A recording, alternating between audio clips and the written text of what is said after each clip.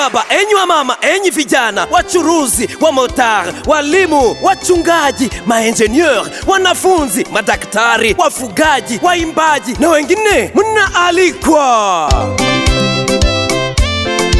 Ni aliko unalotolewa toka kwenye kanisa la Waadventista wa Sabato Bugamba. Ni tamasha ambayo imeandaliwa na kanisa hii siku ya Sabato tarehe 28 katika mwezi wa 3 mwaka wa 2026. Tuna tamasha mkutano wa nyimbo. Nimeuona mkono wa Bwana, nimeuona kabisa.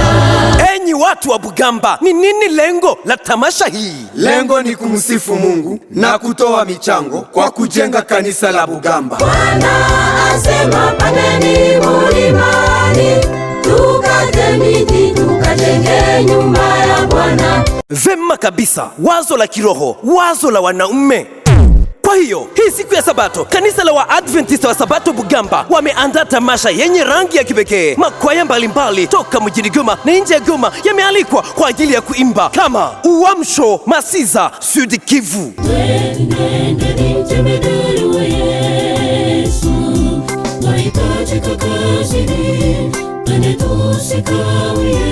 Umurengezi toka Masisi Humule.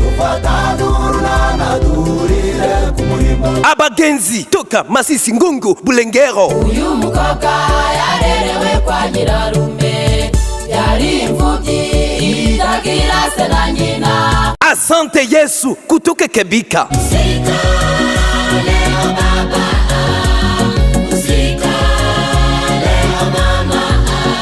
La Benediction Bugamba. Nimeuona mkono wa Bwana, nimeuona kabisa.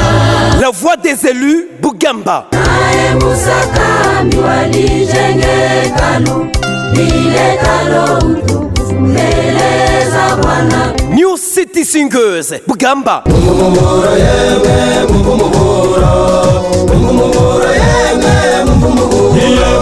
Dieu nous aime Bugamba. Fanya njia pasipo na njia,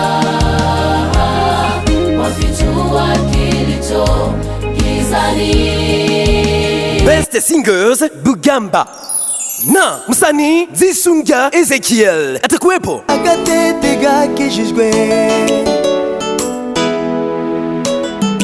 n'ingabo z'ijuru. Hii siku ya Sabato tarehe 28 katika mwezi huu wa 3 mwaka huu wa 2026, mimi sitakosekana pale. Najua marafiki wa wale wote makwaya mbalimbali zilizoalikwa nanyi mtakuweko. Je, wajua kwenye kanisa la Waadventista wa Sabato la Bugamba address ni hii. Ukifika Ndosho kwenye parkingi ya Masisi, unapanda, unafika kwenye Balindu, utaangalia mbele yako kuna mlima uitwao Bugamba. Mitambo zitakukaribisha. Watu wa Mungu, pandeni milima, leteni miti kwa ajili ya ujenzi wa hekalu la Bwana, na Mungu atapendezwa nayo. Hagai 2:8. Hii siku ya Sabato tarehe 28 katika mwezi huu mwaka huu wa 2026, tangu saa 2 hadi saa 11 nyimbo zitaimbwa nyingi, nasi tukisapoti kazi ya Bwana. Mimi sitakosekana hapo, nawe usikose.